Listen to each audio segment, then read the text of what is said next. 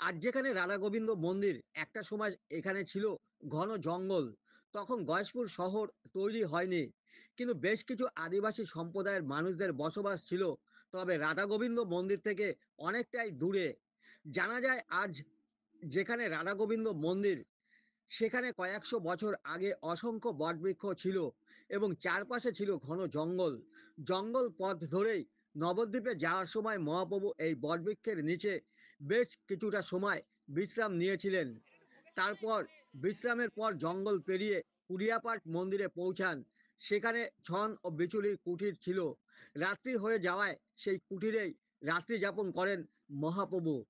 ধীরে ধীরে সময়ের পরিবর্তন ঘটে এবং গয়েশপুর অঞ্চলে বসতি গড়ে উঠতে থাকে।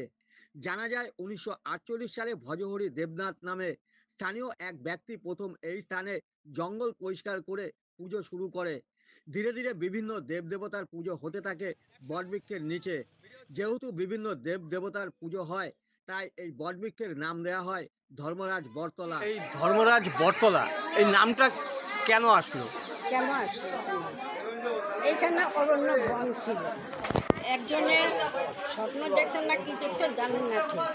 উনি আইসা আমাকে এখানে পাড়ারই, উনি আইসা এই জংলা টংলা পরিষ্কার করে এখানে শীতলা পূজা, কালী পূজা, মনসা পূজা হয়ে যায়। ওনার কী মনে হবে জানেন না, উনি তাবু টাবু দিয়ে রাধা গোবিন্দ না উনি পূজা করছে। পূজা কত বছর আগের ঘটনা এটা? তারপর 70-80 বছর হবে, এরকমই হবে। আপনার বাড়ি কোথায়? আমার বাড়ি এখানে। তাও কত বছর হবে?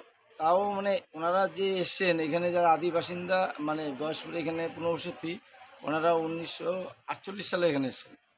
সেই থেকে তার কিছুদিন পরে বসবাস করার পর থেকেই টুকটাক এখানে বিভিন্ন পূজা আচ্চা হতো। যেমন এইখানে মনসা পূজা হয় বাৎসরিক, ওই পাশে আমাদের শীতলা পূজা হয়। তার আগে তখনকার দিনে যারা আমাদের মতো ইয়াং জেনারেশন ছিল তারা আবার এইখানে কালী পূজা করতেন।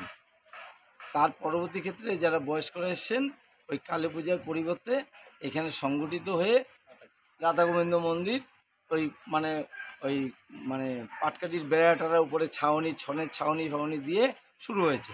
তারপর আস্তে আস্তে যারা পুরানো সদস্য এবং এলাকার মানুষ সবার সার্বিক প্রচেষ্টায় আস্তে আস্তে ইট ফিট দিয়ে পাকা ঘর হয়েছে। এখন দেখতে পাচ্ছেন দিনে দিনে জাগ্রত হয়ে ওঠে এই ধর্মরাজ বটতলা। কিছুদিন বাদে তারকা ভৌমিক নামে অপর এক বাসিন্দা স্বপ্নাদেশ পেয়ে এই বটবৃক্ষের পাশেই রাধা গোবিন্দ পুজো শুরু করেন।